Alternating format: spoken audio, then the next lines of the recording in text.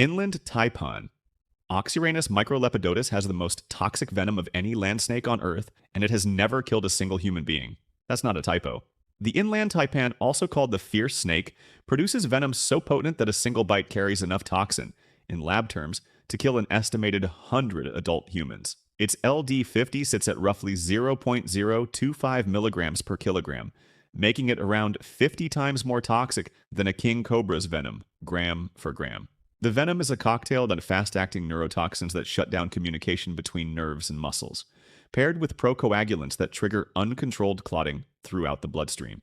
Untreated, a full envenomation can move toward paralysis within 30 to 45 minutes. So why hasn't the most dangerous venom on the planet killed anyone on record? Because the inland taipan lives in one of the most remote deserts in the world, the Channel Country of Central Australia, and it's a shy snake that avoids confrontation whenever it can. Anti-venom has existed since 1955, and it works. The deadliest venom on Earth, largely wasted on a landscape with almost nobody around to receive it. Russell's viper. Taboya russelli isn't Asia's biggest snake, and its venom isn't the most potent one on a lab test. It's just responsible for more snakebite deaths than almost any other species on the continent. Known as Russell's viper, it's one of India's big four venomous snakes, and some hospital-based studies attribute up to 80% of snakebite fatalities in certain regions to this species alone.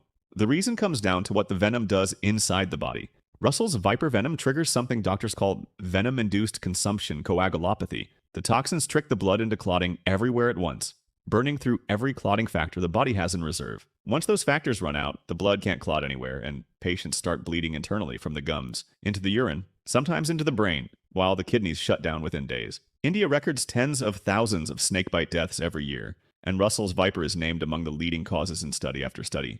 It's not the flashiest snake in the region. In hospital wards across South Asia, its name comes up more than almost any other. Gaboon viper. Betis gabonica doesn't rely on speed. It barely bothers to strike fast at all. Instead, the Gaboon viper relies on 2 inches of fang, the longest of any snake on Earth, and delivers more venom in a single bite than any other venomous species alive, up to 1,000 milligrams of dried venom in one strike. Where most snakes bite and release, the Gaboon viper does the opposite. It clamps down and holds on, pumping in venom for as long as the bite lasts. The venom is a mix of cytotoxins that destroy tissue on contact and compounds that interfere with blood clotting, so the damage runs both local and systemic, flesh breaking down around the bite while internal bleeding builds elsewhere in the body. Despite all of this, Gaboon vipers have a reputation among herpetologists as slow-moving and largely non-aggressive. Most bites happen when someone accidentally steps on one hidden in leaf litter, since its camouflage is close to perfect. It doesn't need to be fast when it's already invisible. Boomslang. Dyspholetus typus bit a man on the thumb in 1957 and barely broke the skin. One fang about 1/8 of an inch deep. The man was Karl Schmidt, one of the most respected herpetologists in the country, and because the bite looked so minor, he decided against going to the hospital. Instead, being a scientist, he started writing down exactly what was happening to his body, hour by hour, in a journal, bleeding from the gums by evening, blood in his urine by the next morning. He assumed the worst had passed. It hadn't. Boomslang venom is hemotoxic. It destroys red blood cells and stops blood from clotting. And by the following afternoon, less than 24 hours after the bite, Schmidt was dead from internal hemorrhaging, his own notes ending abruptly partway through. Before his death, boomslangs were widely assumed to be harmless, since they're rear-fanged and have to open their jaws almost 180 degrees just to land an effective bite. Schmidt's journal is a large part of the reason. We know otherwise. Mozambique-spitting cobra.